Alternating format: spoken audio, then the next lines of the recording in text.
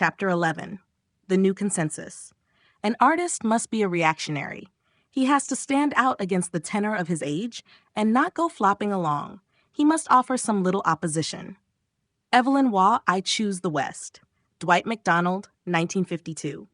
Founded in New York in January 1951, the principal force behind the American Committee for Cultural Freedom was Sidney Hook, who became its first chairman and who was, according to Lawrence de Neuville, a contract consultant for the CIA.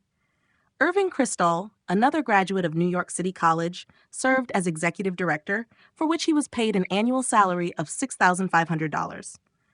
This rose to $8,500 in 1954 when Kristol was replaced by Saul Stein, who arrived straight from the United States Information Service, where he had worked in a unit dedicated to ideological analysis. The committee, as the official American affiliate of the Congress, was intended to reflect the broad coalition of liberal and left-of-center constituencies which made up the host organization. But where the Congress had been able to marginalize its hardline activists like Koestler, it had no such power over the American Committee, which soon divided down the middle between the moderates and the militants. In those days, you were either hard or soft on communism, explained Jason Epstein, who remembered Diana Trilling, in carnal mood, standing behind Lionel's chair at a dinner party once and saying, "None of you men are hard enough for me." They were ridiculous people, really, who lived in a teacup. Living in the teacup with the Trillings was a powerful combination of conservative intellectuals from what was jokingly referred to as the Upper West Side kibbutz. They included James Burnham, Arnold Beichman, Peter Vierek, whose father had been a notorious fascist sympathizer, the art critic Clement Greenberg, and Elliot Cohen, editor of Commentary and an unofficial advisor on communism to executives at the Loose Publications. In style as well as content, theirs was haute anti-communism. Some people like Beichman and the Trillings, mostly Diana, were violently pro-American, and they thought we were falling down on the job. Diana in particular was quite vitriolic, recalled Irving Kristol, point 2. Another insider remembered a kind of feverish sense of superiority amongst many Americans. We've won the war. Now we're going to reorganize Europe our way. These people were mostly gunslingers from New York, and they favored a moral high road of intransigence and considered ours to be a lower road of appeasement. Some even thought that the Congress had been penetrated by communists. 3. Representing the moderate element of the American Committee were Arthur Schlesinger, the Cold War theologian, Reinhold Niebuhr, James T. Farrell, Richard Roveri of The New Yorker, former Socialist Party chairman and 6 times candidate for American President Norman Thomas, and Partisan Review editor Philip Rov. Swinging between the two factions were Irving Kristol, who later became an ardent Reaganite, the other Partisan Review editor, William Phillips, and Sidney Hook. Hook, in particular, had an interest in maintaining peace between the two groups.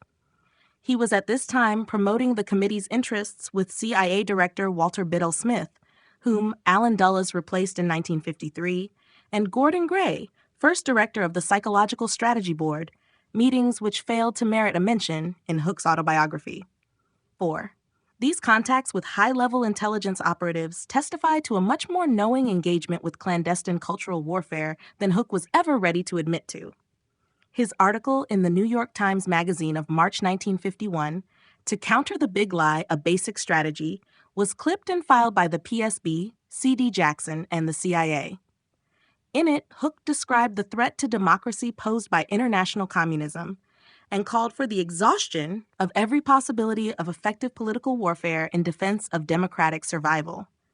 The democracies must take the offensive in political warfare against the totalitarian regime of the Soviet Union and keep the offensive. How successful this political warfare would be cannot be foretold in advance, but it is surely worth the cost of a half-dozen bombers to launch it. For Hook, the American Committee was a bazooka in America's political arsenal, and he worked with his customary zeal to consolidate its position. It was to the moderates that Josselson turned in an effort to keep the American Committee politically attuned to the Congress. But Schlesinger and his allies were unable to contain the unruly clique of hardliners, and disagreements between the committee and the Paris office surfaced almost immediately. The Americans scorned Nabokov's massive festival in Paris, accusing the Congress of frivolity. Eliot Cohen, who in his politics was only slightly less extreme than James Burnham, asked whether, with this kind of hoopla, we are losing sight of our function and goals, and if we lose sight, who else is there around? Six, another critic, mocked it as appealing to snobs and aesthetes and destroying the Congress's reputation as a serious intellectual power. 7.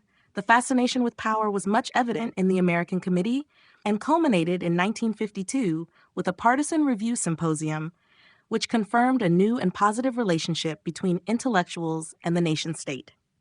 Running in issue after issue, the symposium was called Our Country and Our Culture. Its purpose, wrote the editors, was to examine the apparent fact that American intellectuals now regard America and its institutions in a new way. Until little more than a decade ago, America was commonly thought to be hostile to art and culture. Since then, the tide has begun to turn, and many writers and intellectuals now feel closer to their country and its culture. Politically, there is recognition that the kind of democracy which exists in America has an intrinsic and positive value. It is not merely a capitalist myth, but a reality which must be defended against Russian totalitarianism. Europe is no longer regarded as a sanctuary. It no longer assures that rich experience of culture, which inspired and justified a criticism of American life. The wheel has come full circle, and now America has become the protector of Western civilization. 8. Intellectual life in New York during the 1930s had been gauged almost exclusively in relation to Moscow, and there to articulate its concerns was Partisan Review, created by a group of Trotskyites from City College. Starting its life as a house organ of the communist-dominated John Reed Club, Partisan Review created a sophisticated language to articulate Marxist ideas. But the events of 1939-40 destroyed its moorings. With the signing of the German-Soviet Non-Aggression Pact, many intellectuals began to veer away from the orthodoxies of Leninist communism towards the dissident radicalism of Trotsky. Some simply abandoned the left altogether, moving towards the political center and even the right. Partisan Review now found itself creating a counter-language to articulate anti-Stalinism and redefine radicalism in a non-communist context. Returning to the idea of America like so many repentant prodigals, intellectuals and artists emerged from the dark period of the 1930s to discover an exhilaration at the sudden and overwhelming appearance of new possibilities, in life as in consciousness.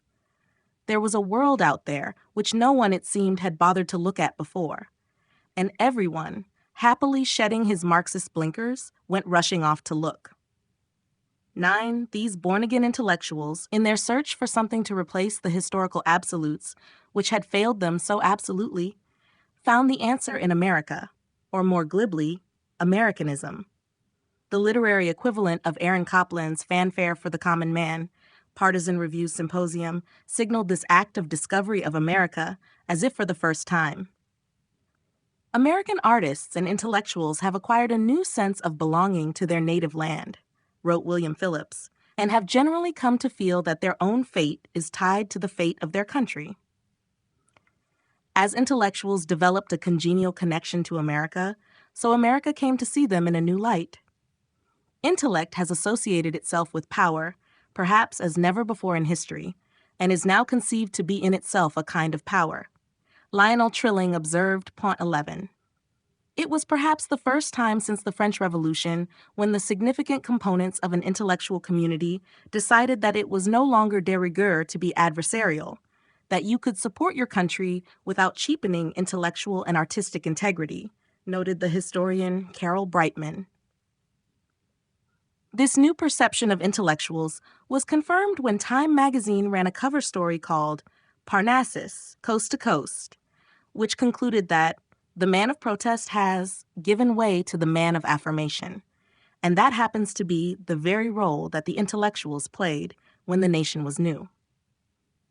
13. This was the moment at which deviationist Marxists began to transform themselves from refuseniks into all-rightniks. When City College ideologues, together with their more waspish companions de guerre, like Dwight MacDonald, lost their taste for the class struggle and were being improbably asked for letters of recommendation by aspiring students. The speed with which I evolved from a liberal into a radical, and from a tepid communist sympathizer into an ardent anti-Stalinist still amazes me, Dwight MacDonald later wrote, 14. Describing this political transformation, his biographer concluded, Dwight's independence, his self-proclaimed negativism, his refusal to accept any kind of nationalist loyalty, had marked his political vision and sustained his political life. It was not a matter of betrayal of commitment.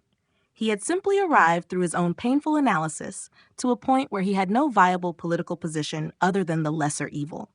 For him, it was a discouraging dilemma. Even as he continued to identify with a radical, or at least dissenting tradition, and still felt himself to be a member of an alienated elite in opposition to American nationalism, imperialism, and mass culture, he was, even if inadvertently, coming to support the maintenance of American power abroad and established institutions at home.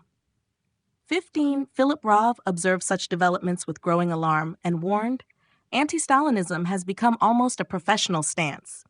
It has come to mean so much that it excludes nearly all other concerns and ideas, with the result that they are trying to turn anti-Stalinism into something which it can never be, a total outlook on life, no less, or even a philosophy of history. The headquarters of professional anti-Stalinism was the American Committee for Cultural Freedom, and the magazines whose editors sat on its board, namely Commentary, The New Leader, and Partisan Review. But now, just as the center was beginning to hold, Partisan Review was on the brink of folding, in part because the U.S. Treasury was threatening to strip it of its tax-exempt status.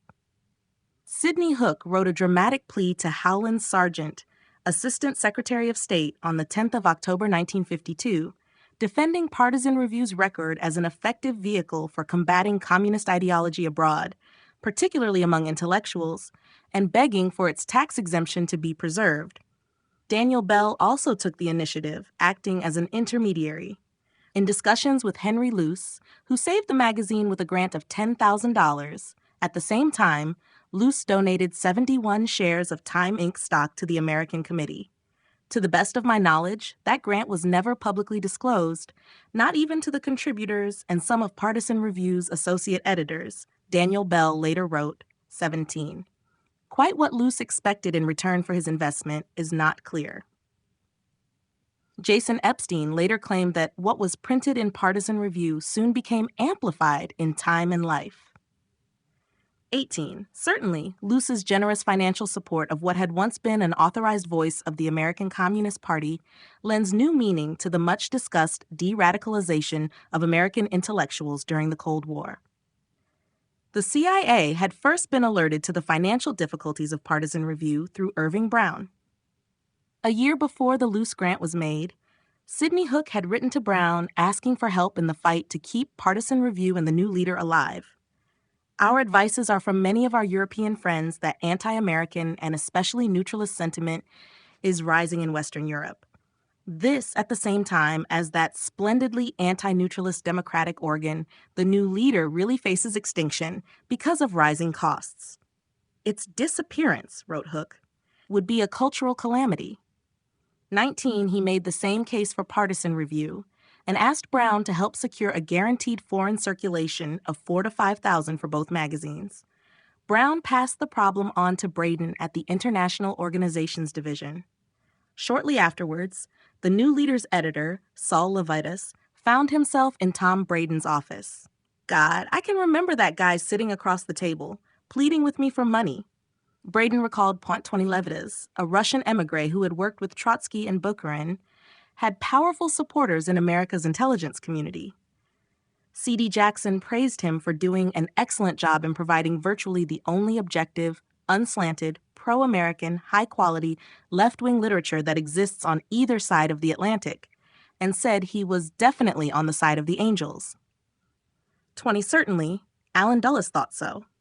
In 1949, Levitas had run a piece by Dulles advocating a Commission of Internal Security to examine subversive influences in the U.S. and to use the institutions of democracy to destroy them.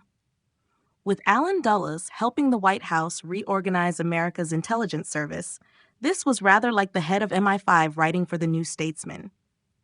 22 at this time, too, although the new leader was issuing frantic appeals for funds to pay off its $40,000 debts, it started appearing in April 1950 as a new leader with an expensive Time-like magazine format.